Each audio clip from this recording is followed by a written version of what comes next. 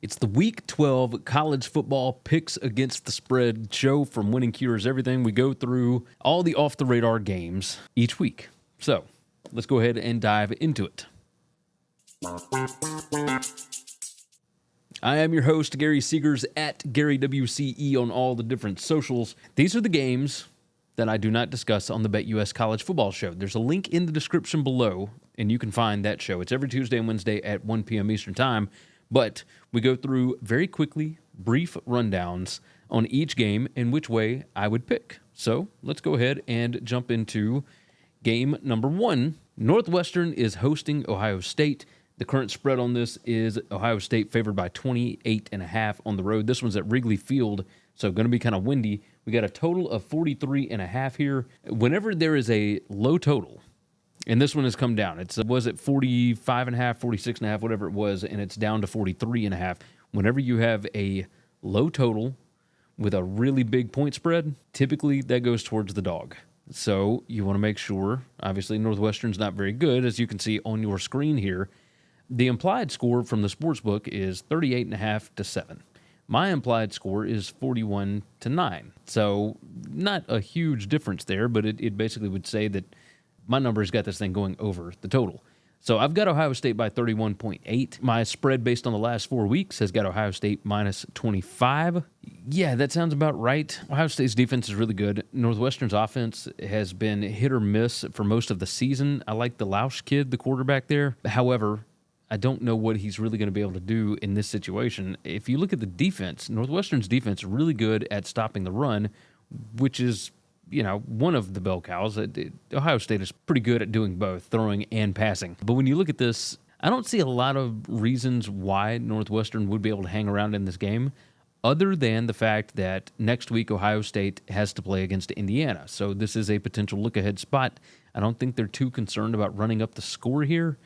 So when you've got a game where it is, it's already come down 3 points because it opened at 31.5. It's down to 28.5 right now. Anything over the 4 touchdowns, I kind of think I'm just going to stick with Northwestern. I think their offense will be able to pull off something. Special teams that's in Ohio State's favor. The penalties, that's Ohio State's favor. Turnovers, pretty much dead even. I just think this is going to be a get out of Dodge without getting anybody hurt kind of game for Ohio State. So I'm going to take Northwestern plus the 28.5 on that one. On to the next spot. Arkansas hosting Texas. Arkansas currently at 13.5-point home dog with a total of 57.5 on this one. As you can see, my number for the full season has got Texas favored by 15.5. The number has come down. It was Texas minus 16.5. It's down to 13.5. So potentially a little bit of value for us on this one, which is nice. We don't always get that. So my number based on the last 4 weeks has got Texas by about 4.78. So Texas not as good lately, although that's taking out garbage time, etc., and there was a lot of garbage time against Florida. I know that because they got up on them early and did not let off the gas, but of course Florida was playing a third-string quarterback. Is Taylor Green going to be fully healthy? That's the question for Arkansas. Nobody seems to have the answer for that, but it is what it is. Offensive success rate, Arkansas is number 18. Texas defense is number 11. This Texas defense is really, really good. They're number 3 in the country in defensive PPA allowed per drive. You start looking into points per scoring opportunity, etc. Texas does not allow teams to score once they get inside of their 40-yard line. On the other side of the ball is number 21 in points per scoring opportunity. So Texas has kind of cleaned up their red zone stuff a little bit. They're number 22 in offensive red zone touchdown rate.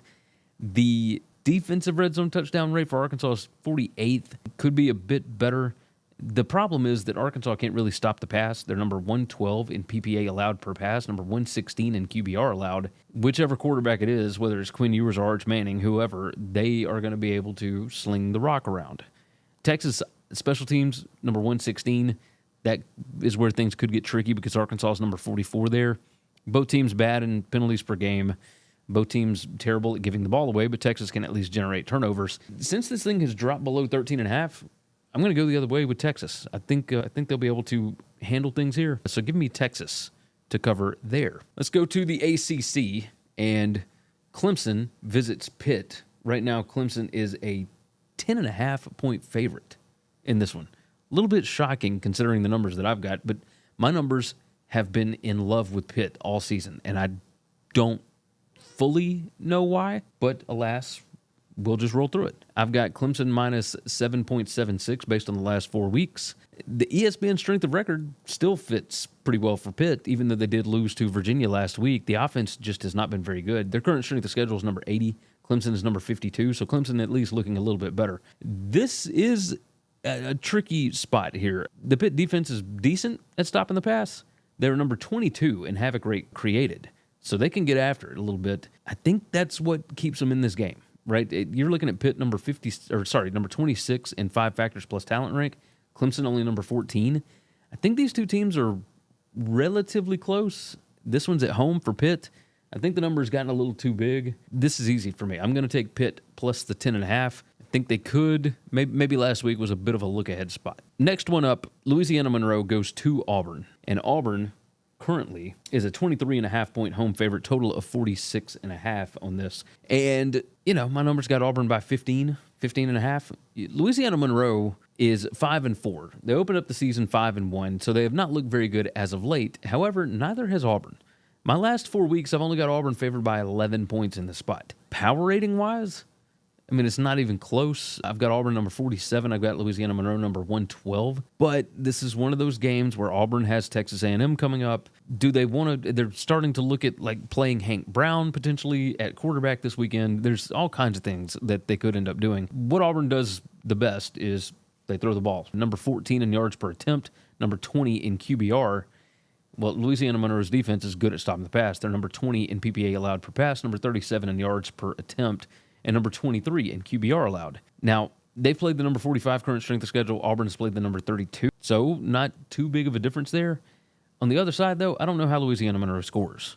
Number 102 in PPA per pass, number 61 in PPA per rush. Auburn's defense is good in both spots. Number 6 PPA allowed per rush, number 46 in PPA per pass. The talent gap is just monstrous. Auburn is number 18, and Louisiana Monroe is number 130. This, talent-wise, this feels like the kind of game that Auburn should just handle things. And so, as a matter of fact, I found a 24 out there. I had put that on here. But the more that I think about it, this is the kind of game that Hugh Freeze wants to not let happen what happened against New Mexico State last year. I think that they might run up the score a little bit, might try and make, it typically they've been turning the ball over. I don't think they're going to do that here. Give me Auburn minus the 23.5. I think Auburn kind of runs it up here. They need some good things to happen, most certainly. All right, carrying on. Let's see what we've got here. And in the Sun Belt, Marshall hosts Coastal Carolina. Marshall currently an 8.5 point favorite here, total of 56.5. That one has come down from 9.5. So my numbers on this, I've got Marshall by 8.2 for the full season. I've got Marshall minus 10.5 based on the last 4 weeks. Coastal did get a big win last week against App State. However, they're still, they're not good on defense, whatsoever. And Marshall is going to be able to run the ball all over these guys. Marshall is number 11 in yards per rush. The Coastal defense is number 107 in that metric. Marshall number 25 PPA per rush. Coastal number 97 there. On the other side, Coastal might be able to run the ball some on these guys, but Marshall not as bad on defense as Coastal is. If you just look overall, Coastal number 105 in defensive predicted points added allowed per drive. On the other side, Marshall number 67 on offense, number 58 on defense as far as PPA per drive. So I look at this, the success rate, etc. I think that Marshall's going to be able to hold on to the football, stay ahead of the chains. They are number 23 in standard downs PPA. So that's 1st and 10, 2nd and 7, 3rd and 3, stuff like that, where they are really good in those spots. I think they can stay ahead of the chains there. And even if they don't, I don't know that Coastal can do much about it, to be completely honest. Coastal might be able to score some. I don't think it's going to be very much. This game being at Marshall, I expect big things out of Charles Huff's team.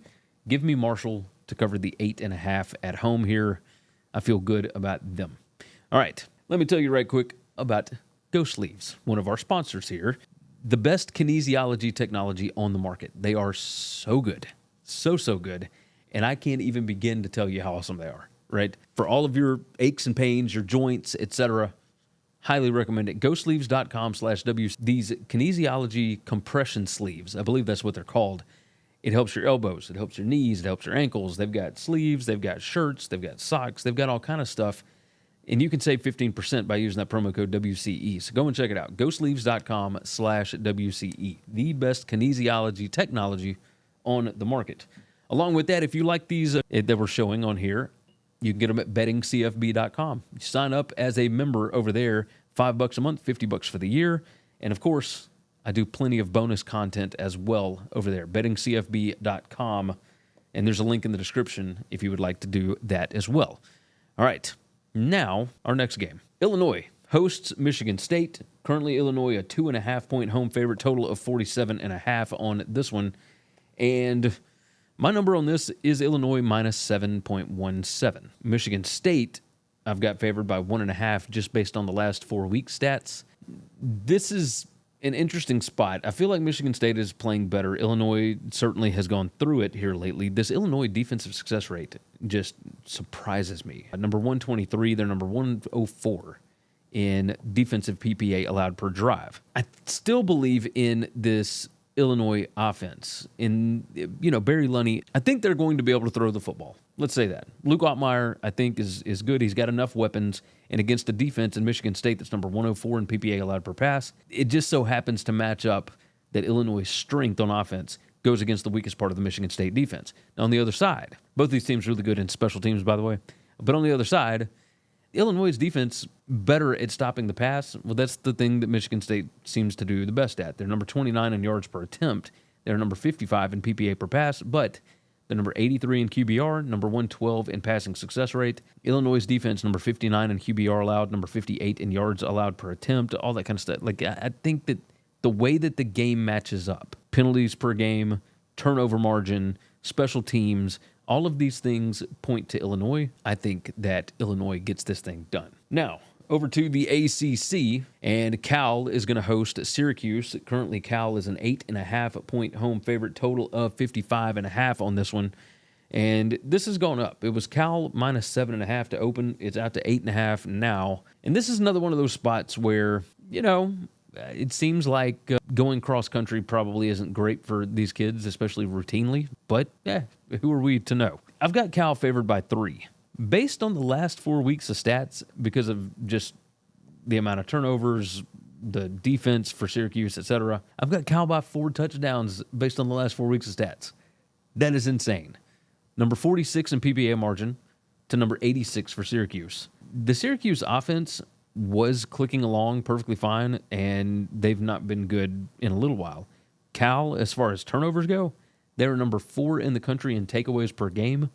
Syracuse is number 94 in giveaways per game. This is not a good spot for Syracuse. So I initially thought that, man, this number is just getting up there a little too much. It is what it is. And you don't really like laying points with Cal. And yet, I think that Cal is just the significantly better team. I think that's the best way to look at it. So give me Cal minus 8.5 on that one. On to game number 8 here. And Penn State travels to West Lafayette to take on Purdue. And Penn State is a 28.5-point favorite. My number is Penn State minus 29.5 here. Based on the last 4 weeks, I've got Penn State minus 22. Purdue is really bad. Really bad. Like, I don't even know how to explain it. Number 117 in PPA per pass on offense. That's going against Penn State's number 25 defense. Number 84 in PPA per rush. That's predicted points added per rush. Penn State is number 8 in that on defense. It is, on offense, Purdue certainly does not have any kind of advantage. But if you look on the other side of the ball, they don't really have an advantage there either. At Penn State, number 9 in PPA per pass. They only throw it 44% of the time, but Purdue is number 131 in PPA allowed per pass, number 133 in yards per attempt, number 129 in QBR allowed. Penn State is top 10 in all those metrics. On the other side, Purdue number 116 in yards allowed per rush. They're number 134, dead last in PPA allowed per rush. Penn State's number 50 in PPA per rush, number 24 in yards per rush. This has all the makings of just a complete and utter blowout. And you could think, oh, Penn State probably has some bigger games coming up, etc. No, here's the thing. They lost that game to Ohio State. They know that their schedule is not very good. They need quality, quality wins. But really what they need is just some fancy-looking wins, some big wins. And against a team like Purdue, you want to make sure and put your boot on them quickly. And I think that's what they're going to do here. James Franklin, he does cover numbers. I expect them to be able to cover it here. So give me Penn State minus 28.5. Game number 9 to the SEC. Florida is going to host LSU. LSU currently a 4.5-point favorite. Nope, sorry. No, it's 4.5. Okay. I had to think for a minute. 4.5-point favorite in Gainesville. Florida did not look good without DJ Lagway last week at Texas. Granted, they're back home. They're in the swamp. Things look good. My number has LSU by 4. Based on the last 4 weeks, I've got LSU minus 3.8. So basically 4 points. And yet this thing is set at 4.5. I think Lagway is going to play this week. They set him out last week. Precautionary kind of stuff. Looks like the hamstring thing is not that serious. He'll try and play, but he's not. I bet he doesn't use his legs a whole lot. I'm going to think that he's just going to sit in the pocket and throw the ball. And luckily, he is capable of doing that. They can be explosive on offense. Can be. So there's not a lot of metrics that would point you towards Florida being able to cover here other than, I guess, strength of schedule. Florida's played number 2. LSU's played number 7. But LSU just looked absolutely dreadful last week against Alabama. If Florida gets some things going with the running backs, and they can do that, they're number 34 in rushing success rate, number 74 PPA per rush, number 77 yards per rush. I think they're actually a little bit better as of late. Florida's got a special teams advantage. Both teams are top 12 as far as the 247 talent composite. This seems like a spot where Florida could hang in there. And these games are always close anyway between these two teams. This is people may not talk about it, do not like each other. So I think Florida can hang around in this spot. I'll take the Gators. Yeah, Gators plus 4.5 on that. Game number 10, and we go to the ACC, where the Louisville Cardinals visit the Stanford Cardinal. Bit of a different thing here, but Louisville is favored by 20.5 on the road. Total of 57.5 on this. My number has Louisville by 20, so pretty close to a 20.5 number, isn't it? Based on the last 4 weeks, I've got Louisville by 17.5. These Stanford numbers are not good. Number 129 in PPA margin. Louisville is 36th. But again, this is another one of those where you've got a team that's traveling through like 3 different time zones, and they just have not fared really well in those spots. Both of these teams have played a pretty tough current strength of schedule. Louisville is better at basically everything. The defense is number 63 in defensive success rate, number 86th in defensive PPA allowed per drive. Stanford isn't really good at anything. Like they're decent at stopping the run, but Louisville only runs the ball 42.78% of the time. I think the schedule spot catches up to them. I found a 21 at Caesars, looks like. So I don't feel great about it. I'm going to trust my numbers here, even though I can't find what the mismatch might be. But I'm going to take Stanford plus the 21 on this because, again, travel, schedule spot, does Louisville care? Stanford needs some wins. Stanford right now is 2-7 on the season. Louisville made it to bowl eligibility, but it is what it is. But there is a massive gap between these two. Number 113 to number 22. How much of an equalizer is travel? That's our question. So Stanford plus 21 for me on that. All right. You know that tickets are expensive. I've told you this every podcast for as long as I can remember, at least this season. But TicketSmarter is a fantastic, maybe the best third-party ticketing vendor on the market. I highly respect them. Every time I've used them, they are fantastic. Use the promo codes. WCE10, that's WCE10, or WCE20. WCE10, going to get you $20 off an order of $300 or more. We have got all kind of playoff games, all kind of sports going on right now, and there's a bunch of that are going on sale as we speak. Highly recommend it. Shane Gillis is touring in February. You know the tickets are going to be expensive for that. So get your tickets at TicketSmarter. Do the smart thing. Think smarter with TicketSmarter.com or the mobile app. If you want to support the show, of course, I've already told you about Betting CFB, where you can get all these fancy spreadsheets and all that kind of stuff. But you can also go to the winningcureseverything.com web store. We got all kind of stuff up over there. Just go check it out, see if there's something that you like. And let me know which logo that you guys like best. I'm particularly fond of this new one, but I would like to hear from you. So we carry on. We move to our next game, and we move to game number 11. That's right, we got 20 games today. Air Force hosts Oregon State, and boy, you were talking about two teams that are just not very good, aren't you? Air Force is getting better. They seem to be trending in the right direction, but either way, we'll talk about that in a second.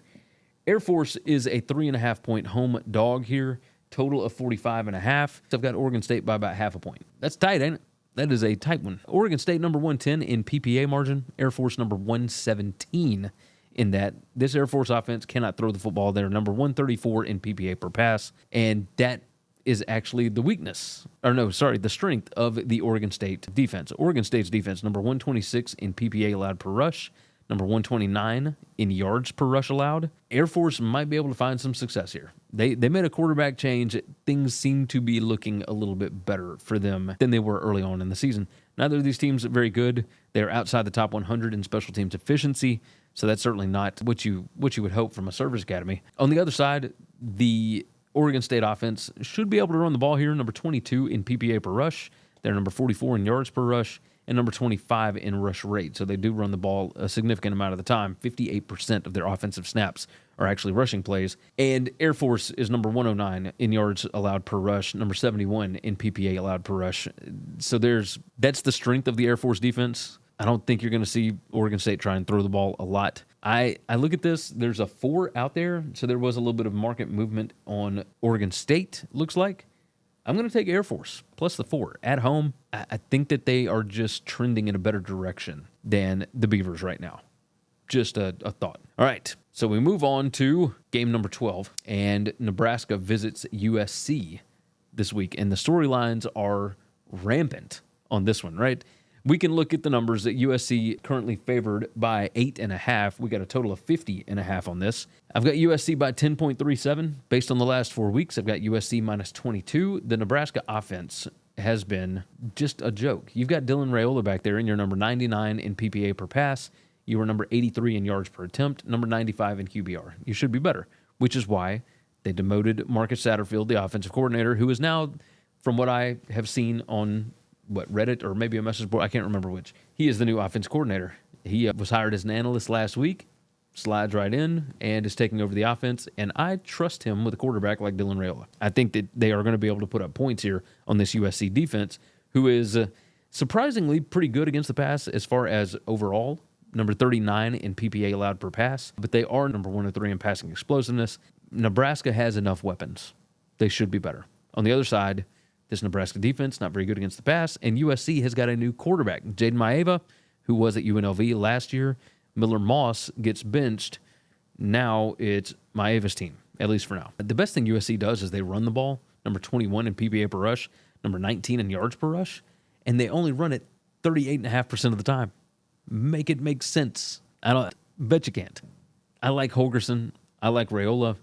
Nebraska, I think, is desperate. When you got a caged animal here that is looking to get out, I think that Nebraska is going to find a way to win this game, or at least be really, really close. So 8.5 is just an absurd number. Oh, and there's a 9 out there at ESPN Bet or Caesars, one or the other.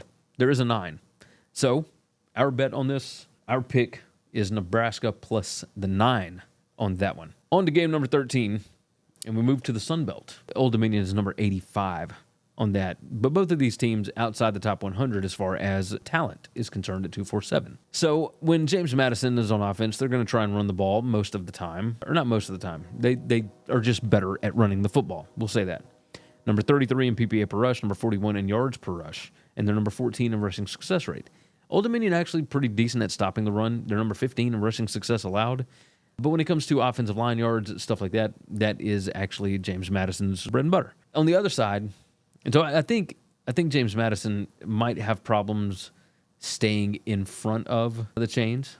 We'll say that. They're number 82 in standard downs PPA. Old Dominion is number 84. They're number 121 in giveaways per game.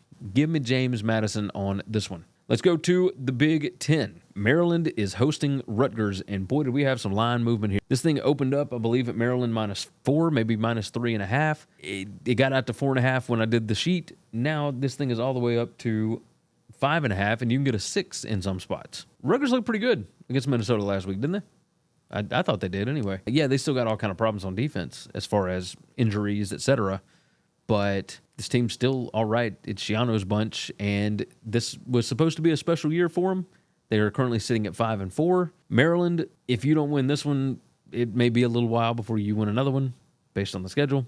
I've got Maryland by 1.12 for the full season, but based on the last 4 weeks, I've got Maryland minus 4.8.5. So just something to pay attention to. Let's look at the breakdowns here.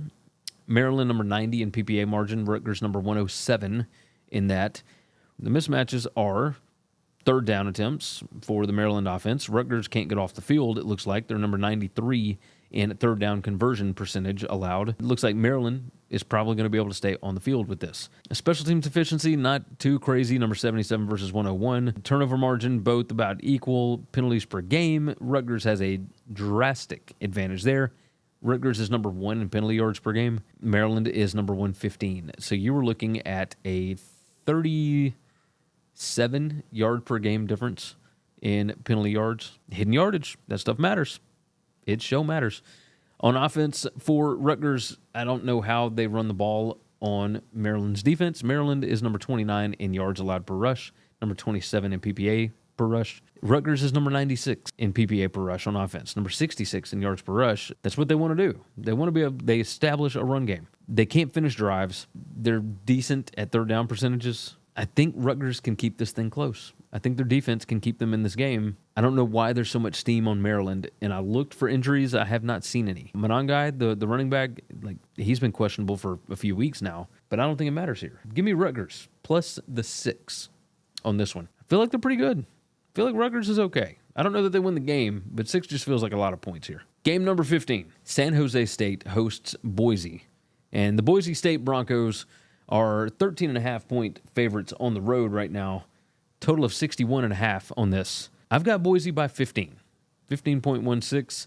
And then if you look at the spread based on the last 4 weeks of data, Boise minus 15. So 15.36. So really, I guess Boise has played a little bit better as of late than they have for the full season. But man, last week was rough. They didn't look very good against Nevada, right? The San Jose State offense, I think, can have some success here. They throw the ball the 6th most in the country, 62.5%, which is not what you would have expected from a Ken Niumatalolo offense. Of course, he came over from Navy, and Craig Stutzman is, there you go, right there. Craig Stutzman is the offensive coordinator, and he's done some crazy stuff with this offense. They keep swapping out quarterbacks. He's driving me crazy, but I trust him in this spot. San Jose State is number 22 in PPA margin.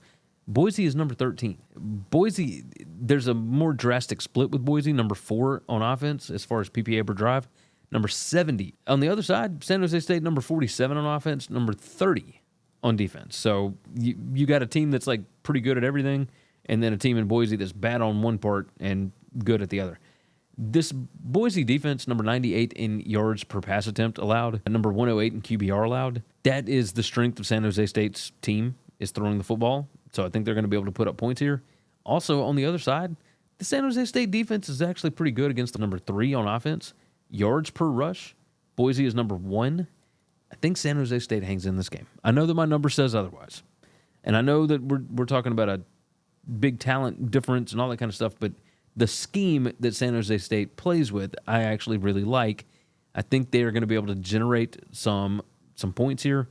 They're number 14 in offensive explosiveness, and they're actually pretty decent at defending explosives. I think Boise might have some problems here. Seems like that time of the year, right? So let's do this. Give me San Jose State plus the 13.5. That's the best number that's out there right now.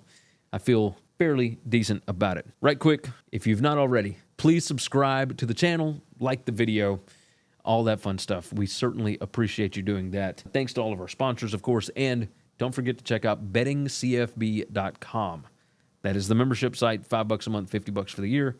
That would help us out tremendously. Of course, Ticket Smarter, Go Sleeves, Three Dog Thursday. You guys know. Moving along to the next game. We got 5 more games. Big 12 action. Kansas State host Arizona State. And this line kind of surprised me. Kansas State minus 8.5 at home, total of 49.5 on this. Arizona State probably going to be without the running back, Cam Scatteraboo. My number has Kansas State minus 8.92. My spread based on the last 4 weeks has got Kansas State minus almost 11, 10.95 on this. And you can see it right up there at the top. My number likes the over. I don't trust my totals so far this year, but we'll see. As far as PPA margin, you're looking at 2 top 25 teams. Arizona State is number 24 in raw PPA. Kansas State is number 15 on this. Arizona State pretty good in the trenches, but they're not great, right? Number 65 in offensive line yards allowed. Kansas State is number 26 in that spot. Stuff rate, number 60 for Arizona State. The Kansas State offensive line is number 71, but you're looking at everything else too. Number 14 in PPA per rush. Number 32 in that metric on defense for Arizona State. On the other side, Arizona State wants to run the ball too. Now, granted, they're going to be probably down. I think he's questionable. He didn't play last week, but Cam Scatterboo, I think, means a lot to this team. Didn't mean a lot last week when they were blocking punts and all that kind of stuff, but I don't think you're going to have that kind of success against Kansas State, who is number 11 in special teams efficiency. Arizona State is number 128 in that spot there. So Arizona State actually the significantly more talented team as far as the 247 talent composite, but that's neither here nor there. So looking at this, I think Sam Leavitt could have some success against this secondary, but the Kansas State secondary has gotten better throughout the season. If Arizona State tries to run the ball, this is going to be a problem. They're number 16 in PPA per rush. Obviously, that looks good. They're only number 55 in yards per rush, and part of this is because they run the ball the 22nd most in the country, over 58.5% of the time. Kansas State is number 9 in PPA allowed per rush, number 11 in yards allowed per rush. They're number 18 in offensive line yards allowed, number 12 in stuff rate, and they're good at stopping you early. Number 18 on standard downs PPA, number 15 in standard down success. These two teams are relatively close, but man, when you really dive into the matchups, I think Kansas State at home, it's getting towards the end of the year. They are 7-2 on the season so far, but only 3-6 against the spread. Arizona State 7-2, but they are 7-2 against the spread. I think there's a reason why this number is as big as it is. I think Kansas State wins by double digits because they do all the stuff that Arizona State's doing, only better. So Kansas State minus 8.5 is the play. Oregon goes to Wisconsin. This is game number 17. Look, Camp Randall at night, that's supposed to be like a huge deal. Right now, Oregon favored by 14.5 on the road here. My number has it 18.74 in favor of Oregon. My number based on the last 4 weeks of stats has Oregon minus 26.7. Oregon likes to play with their food sometimes, so maybe that's how you get a cover and whatnot. But when you start looking at overall stuff, like maybe Wisconsin can run the ball on this Oregon defensive line. Maybe. Oregon is number 77 in offensive line yards allowed, number 113 in stuff rate. On the other side, though, I mean, it's just, you're going to be able to throw the ball. They can do whatever they want to here. Like, they're not super concerned with what their efficiency numbers look like. There's a reason why they are 10-0, but they're 5-5 against the spread, right? Wisconsin is 5-4, but they are 3-6 against the spread. There's reasons for this. As far as overall efficiency, you start really diving into the numbers and start looking at talent, etc. You've got Oregon at number 2 in 5 factors plus talent rank. You have got Wisconsin at number 46. It's just a huge difference. Oregon number 9 in PPA margin. Wisconsin number 79. The number has come down enough for me to feel somewhat confident in taking Oregon. You can find a 14 at ESPN Bet right now. So I would recommend that. I like Oregon to cover, even on the road in Camp Randall. I think that they come out and score early. That's one thing that we can point at. First half point margin. Oregon, number 3 in the country, outscoring their opponents by almost 14 points in the first half. Wisconsin is number 36, but I'm going to trust Oregon much more there. So that is the way that we're going to do it. Give me Oregon to cover 14, even in Camp Randall at night. Next up, we got an SEC and a Conference USA battle. New Mexico State goes to Texas A&M. A&M has got a couple more conference games to go before they wrap things up. Obviously, they've got this week, they've got next week at Auburn, and then they play Texas. So they've got bigger fish to fry. So maybe that's what's going on. But 38.5 is the consensus that's out there. You look at the PPA margin, number 47, number 125 for New Mexico State. So that's not great. Available yards margin, success rates, just all of it. Everything skews towards Texas A&M. Even the special teams efficiency, which New Mexico State typically has the advantage in, they're number 14 in the country. A&M is number 7. It's a Mike Coco team. They are well coached. Turnover margin, number 133 for New Mexico State. Yeah, that ain't good. This is not like them going to Auburn last year when they had Diego Pavia and all that. However, I think with these games coming up for Texas A&M, the fact that they still control their destiny as far as making it to the SEC championship game, I'm going to take New Mexico State, and there is a 39.5 at Caesars right now. So New Mexico State plus 39.5 on this. My spread based on the last 4 weeks has A&M minus 20. So New Mexico State playing a little bit better, all that good stuff. We got 2 more games. Let's carry on. Iowa State hosts Cincinnati. Iowa State is currently an 8.5 point favorite with a total of 53.5 on this one. Very interesting. Very, very interesting spot here. I mean, 8.5 feels like a lot. I've got Iowa State by 9.68, but based on the last 4 weeks, I've got it under a touchdown. I've got Iowa State by about 6.5 points. Iowa State had 45 hung on them by Kansas last week. Cincinnati cannot do what Kansas does. Point blank. Their offense is not nearly as good. They can throw the ball. Iowa State is pretty good against the pass. The issue with the game plan last week for Kansas is they're basically, we talked a lot about Alabama's dink and bomb offense, where few short passes here and there, and then they just chunk it down the field. With Kansas, it is a run and bomb. They run this way with Devin Neal, they run that way with Jalen Daniels, and then they throw it, 40 yards down the field. His average ADOT last week against Iowa State was like over 19 yards per pass. That is just absolutely absurd. Cincinnati's not going to do that. Like, Brendan Sorsby has not been playing great as of yet. He's not been playing great as of late. So that's a bit of a concern here. But I still think that Cincinnati is better than what they've looked recently. I mean, they gave away that game last week. That was just an utter abomination. So I think that I think things regress a little bit. Iowa State is still a pretty good team, even though they've lost 2 in a row. Cincinnati, yeah, they got beat last week, but I still think they're a little bit better. I'm going to tend to trust the most recent number that has Iowa State by a little over 6, and there is a 10 out here with Cincinnati at ESPN Bet. So I will take Cincinnati plus the 10 to keep this thing relatively close. I think their offense is still pretty good. I think the defense is still pretty good. This one's going to be a tight one. I feel good about it. Welcome to the Big 12. You guys know what's up. Last game. Let's talk about it. Mountain West Conference. UNLV hosts San Diego State. Currently, UNLV is a 20.5 point favorite. UNLV opened as a 19.5 point favorite, so there has been love for the Rebels coming in here. Good stuff. Very, very good stuff. So, looking at the numbers. Number 34 in PPA margin on the season. Number 105 for San Diego State. My number has UNLV by 19.78. Based on the last 4 weeks, it's got UNLV minus 16.5, maybe a touch over 16.5. I think this thing might get up to 21. If it does, that I would recommend San Diego State much more at 21. I think that this Flash Tech offense is starting to figure some things out. Their year-long analytics still do not look very good. Number 110 in PPA per pass. They're number 113 in yards per attempt, number 107 in QBR.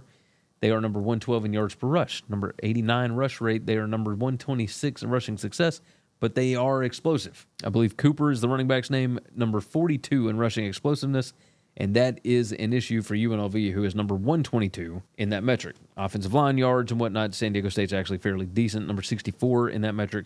They're number 20 in stuff rate allowed. You're looking at good average field position, like all these different things. UNLV has bigger things to worry about than San Diego State. But I think that San Diego State's going to be able to score enough points to stay in this game. So while the number has gotten out there, I would recommend waiting for a 21 if you can get there. But for the sake of the show, we'll go ahead and take San Diego State plus 20.5. I think they stay pretty close in this game. That's what I'm guessing. They'll stay pretty close. So, all right, let's recap it. Let's get through this. Let's see what we got. We are taking Northwestern plus 28.5. We like Texas minus 13.5.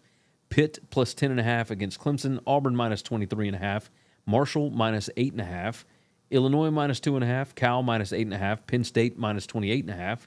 Florida plus 4.5. Stanford plus 21. Air Force plus 4. Nebraska plus 9. James Madison minus 2.5. Rutgers plus 6, San Jose State plus 13.5, Kansas State minus 8, Oregon minus 14, New Mexico State plus 39.5, Cincy plus 10, San Diego State plus 20.5. That is going to wrap things up for us. You guys have been fantastic. I certainly appreciate you watching every single week. Keep on doing that. Share the show out. Tell your friends about it, all that good stuff. Tell your family members, and subscribe on podcast and on everything else. That would certainly help me out. Don't forget to check out 3 Dog Thursday. I don't think I'm going to make it, but TJ will have somebody doing it. Subscribe, of course, and like the video. Subscribe to the channel and the thumbs up. Hit that like button for me. Don't forget about the BetUS College Football Show every Tuesday and Wednesday, 1 p.m. Eastern Time. There's a link in the description for that one. And, of course, if you like the spreadsheets, if you like the stat sheets, the previews and whatnot, bettingcfb.com. That helps me out tremendously. $5 a month, $50 for the year. I think that's going to do it. You guys are awesome. I appreciate all of you for spending a little bit of your time with me. Let's wrap this thing up. Take care of yourself. Take care of each other. God bless college football. and hopefully all of your tickets cash this week. Thanks for listening to Winning Cures Everything. Make sure and follow me on Twitter @GaryWC. If you want to toss in a question, you can email me, Gary@winningcureseverything.com. Make sure and hit that subscribe button, and we'll see you next time.